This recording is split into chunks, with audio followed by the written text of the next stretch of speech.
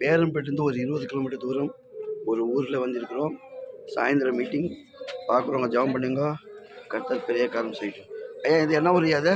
இதோ பாஸ்டர், இது வந்து மிட்டாலம் பாஸ்டர். என்ன ஊர் இது? மிட்டாலம், மேல் மிட்டாலம். மேல் ஆம்பல். ஆமா, ஆம்பல். ஆம்பல் மேல் மிட்டாலமா? ஆமா பாஸ்டர். ஓகே. வேலூர்லேருந்து எத்தனை கிலோமீட்டருங்க? என்ன பாஸ்டர்? வேலூர்லேருந்து இங்கே எத்தனை கிலோமீட்டர்?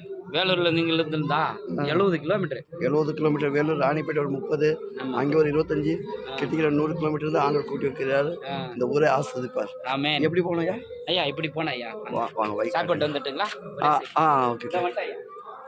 ஆண்டவர் இந்த தெரு முழுதுமா, இந்த ஊர் முழுதுமா கர்த்தர் ஆஸ்வதிக்கணும், இந்த மக்களை ஆஸ்வதிக்கணும். இவ்வளோ தூரம் கூட்டி வந்துக்கிறார் ஆண்டவர். அதிசயம் அற்புதம் பண்ணிட்டு பார்க்கணும். ஒவ்வொரு மக்கள் தேவராஜ கட்டப்பட வேண்டும். அநேகரும் கைகளை தொடுக்கிறோம்.